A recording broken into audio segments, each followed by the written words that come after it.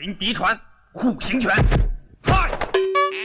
Halo para bos-bosku dimanapun kalian berada, bagaimana kabarnya? Kembali lagi bersama gua Felis. Kali ini kita akan membahas sebuah film kungfu yang cukup keren pastinya, dengan tema yang masih sama yaitu Shaolin, di mana cerita kali ini akan cukup memilukan karena perguruan Shaolin yang siswanya hebat-hebat itu dikalahkan oleh satu orang yang sudah kakek-kakek. Dan seperti apa ceritanya? Kok bisa Shaolin hancur? Lalu kalau Shaolin hancur, siapa kira-kira yang ngalahin kakek itu? Nah, maka dari itu, tanpa berlama-lama lagi, mari kita masuk dan mulai ke alur ceritanya.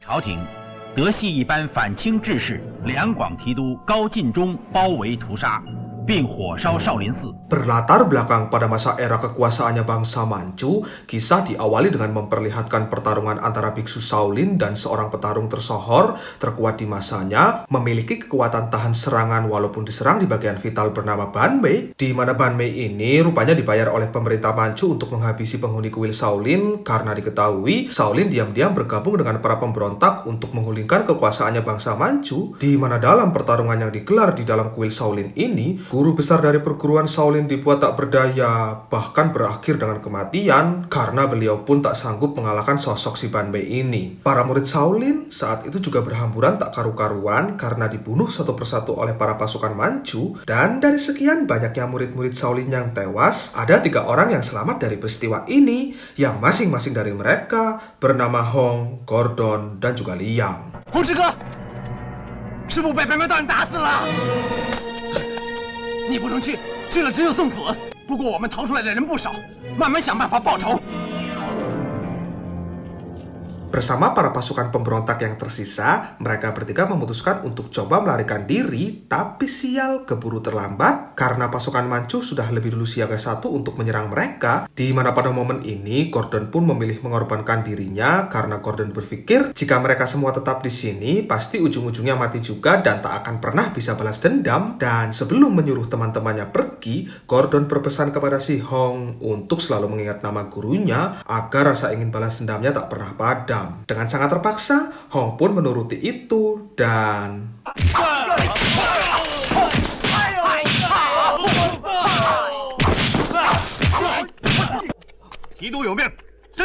Dan mari saya perkenalkan, ini adalah si John, seorang jenderal Manchu pemimpin dari invasi ini. Dan pada tahap ini, sebenarnya si John enggan membunuh Gordon karena melalui Gordon ini, ia bisa mengungkap orang-orang yang bergabung dalam kaum pemberontakan Manchu. Akan tetapi di sini, Gordon terus saja melawan hingga menyerang si John yang menyebabkan kakinya terpincang-pincang. Dan karena serangan itulah, akhirnya Gordon terpaksa dibunuh. Yang pastinya kalian bertanya-tanya, kok tumben Gordon Liu mati? Biasanya selalu jadi aktor utama.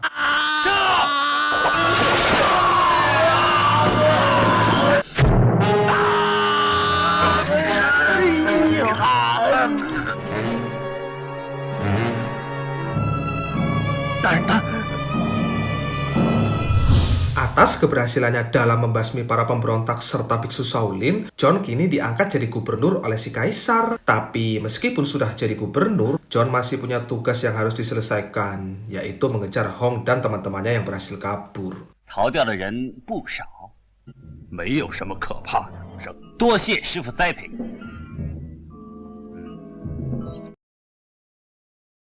Singkat cerita, malam hari pun tiba. Hong dan teman-temannya sampai di sebuah kapal atau markas dari kaum pemberontak, yang mereka semua ini adalah para seniman opera yang kerap melakukan pertunjukan di berbagai wilayah, di mana si Hong di sini mewanti-wanti anggota agar jangan terlalu sering dulu mentas di tempat umum sampai nanti mendapat lebih banyak anggota baru. Karena atas hancurnya kuil Shaolin kemarin, sudah pasti pasukan Manchu tidak akan tinggal diam begitu saja untuk mengejar mereka semua. Lantas, untuk mengamankan diri terlebih dahulu, mereka menuju ke sebuah desa yang di sana juga masyarakatnya merupakan kaum pemberontak. Dan secara kebetulan, saat sampai di desa tersebut, di sana sedang ada pertunjukan opera juga dari seorang wanita ahli kungfu bernama Cecilia, yang saat melakukan pertunjukannya ia ditemani oleh sang paman yang bernama Li Jungyung. 乡亲不要吵，今天有好戏看啊！瞧瞧啊！哎，好。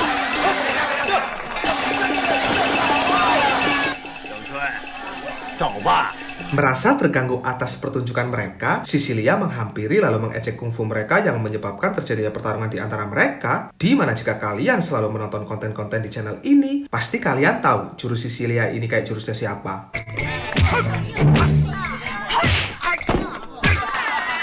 好一个二字前羊马！ Ya, keributan tersebut memancing kedatangan Hong untuk melihatnya, dan tanpa ragu-ragu, si Hong pun langsung menguji kemampuan kungfunya untuk mengetahui jurus apa yang digunakan Sisilia. 鹤形拳。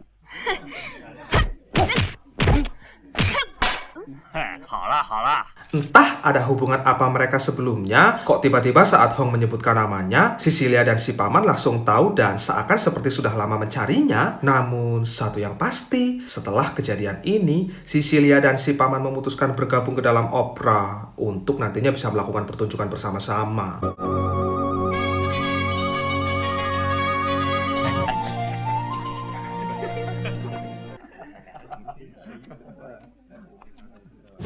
Tinggal bersama dalam waktu 1 minggu ini ternyata menimbulkan benih-benih cinta di antara Hong dan Sisilia. Lantas tanpa pikir panjang dinikahkanlah mereka berdua oleh si paman dengan sambutan meriah dari teman-temannya tersebut. Di mana setelah acara selesai ada satu fakta unik yang terjadi saat detik-detik malam pertama akan segera dimulai. Di mana keunikan tersebut ialah Hong diharuskan membuka kuda-kuda istrinya terlebih dahulu jika ingin berhubungan.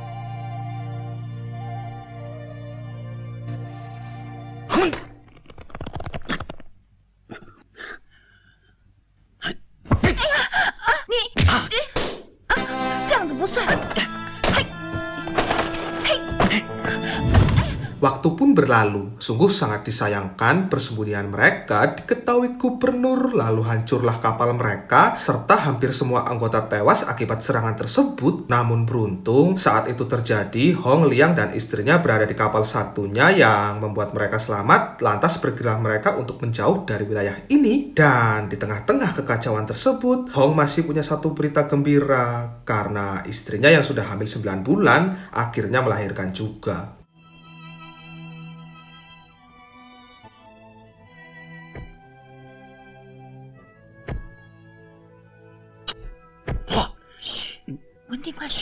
Anak laki-laki tersebut diberi nama Wending, dan setelah resmi menjadi ayah dan ibu, mereka memutuskan untuk tinggal di sebuah desa yang jauh dari hingar-bingar kehidupan bangsa Manchu. 世仇深如海， 不是我说你，你也打不过白眉道人。生同木石，权势再威猛也没有用，单练虎形拳，我看你除非再练10年。 Sejak saat itu, demi memenuhi ambisinya untuk balas dendam, Hong berlatih terus-menerus hingga tak terasa waktu sudah berjalan 10 tahun lamanya. Dan di sela-sela Hong berlatih tersebut, Sisilia juga mengajarkan anaknya untuk berlatih jurus yang ia miliki, yaitu jurus bangau. 双手藏腰，扎定了别动，出力并着腿。你们看，红文店站在那不动，真像个傻瓜。这种功夫啊，只有女人才要学的。大学，你们不要过来啊！过来！哎，我们拉开他脚好不好？啊！哎呦，好痛啊！ Setelah dirasa jurus cakar harimaunya sudah semakin kuat, Hong izin pamit ke istrinya untuk pergi ke markasnya Ban Mei. Dan di sini, Sisilia yang tak bisa melarang hanya bisa berpesan saja. Jika nantinya ternyata kungfunya belum bisa menandingi Ban Mei, maka jangan ragu untuk kabur terlebih dahulu. Hong pun setuju akan itu, lantas berangkatlah ia menuju ke markasnya Ban Mei.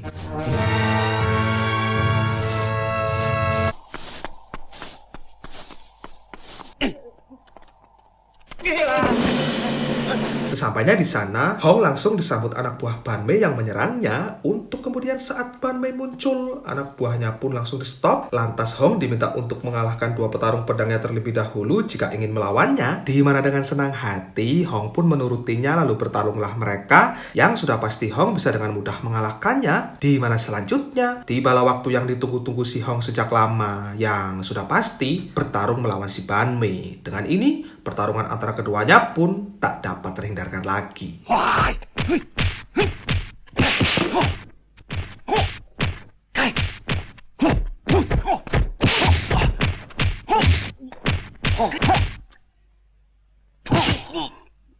Di luar dugaan, kungfunya yang sudah di-upgrade 10 tahun lamanya ternyata belum mampu mengalahkan Ban Mei, bahkan untuk membuat terluka saja Hong pun tak mampu lakukan itu, di mana karena sudah terluka parah, Hong memilih kabur saja sesuai dengan apa yang diperintahkan istrinya tadi, dan karena tak ingin membiarkan itu terjadi, Ban Mei melakukan sedikit tindakan untuk membunuh si Hong dengan menjatuhkan benda keras. Yang mengejutkannya, Liang datang lalu menghentikan itu untuk menyelamatkan saudaranya tersebut. Liang pun dipastikan tewas dengan serangan itu, sedangkan si Hong dipastikan berhasil kabur meskipun dengan kondisi terluka parah.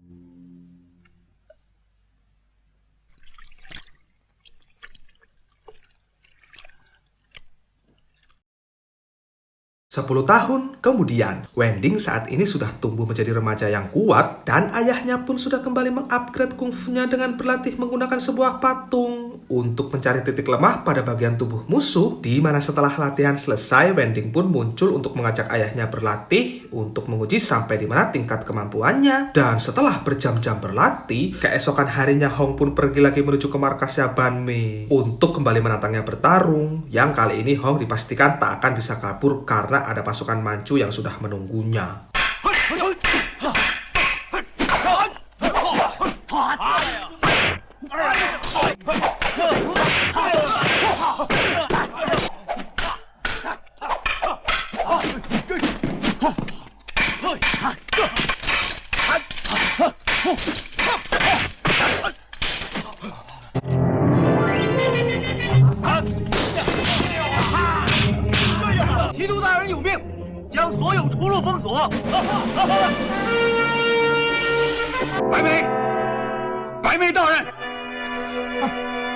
Setelah berhasil masuk ke dalam, kini tiba saatnya bagi Hong untuk memulai pertarungan. Dan sebelum melawan si Ban Mei, Hong harus melewati perlawanan si gubernur terlebih dahulu, yang sudah sangat pede mengatakan bisa dengan mudah mengalahkannya.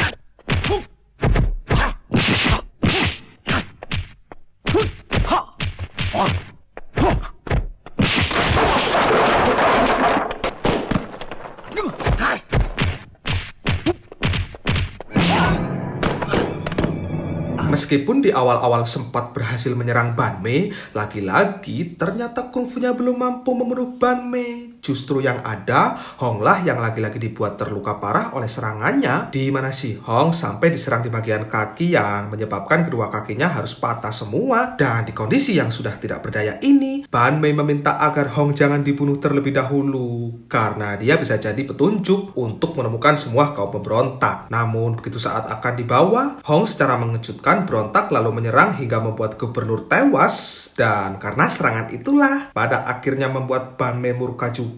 Lantas dibunuhlah si Hong saat itu juga.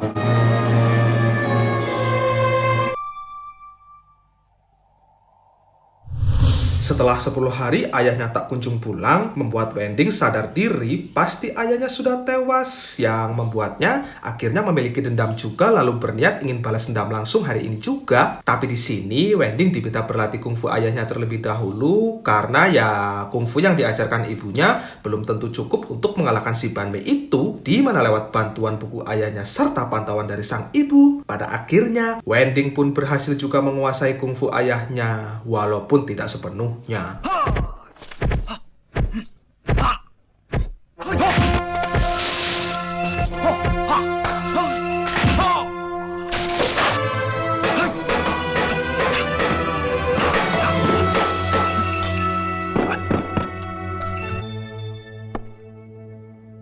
Merasa sudah cukup dengan kungfu harimaunya, Wending pun tanpa pikir panjang langsung mengobrak-abrik markasnya Ban Mei. Dan setelah bertemu dengan Ban Mei-nya langsung, Wending pun tanpa basa-basi langsung memulai pertarungan.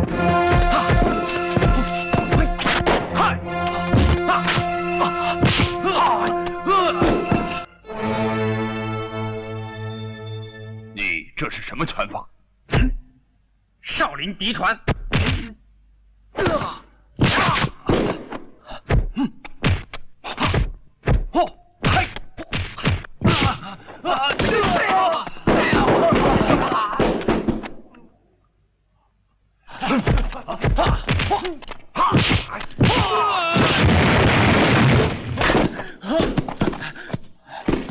Semula, sama seperti ayahnya, Wending dibuat terpontang-panting karena untuk menyerang tubuh Ban Mei saja, Wending tak mampu membuatnya terluka. Namun setelah menggabungkan kedua jurus orang tuanya tersebut, pada akhirnya Ban Mei pun mampu dikalahkan juga.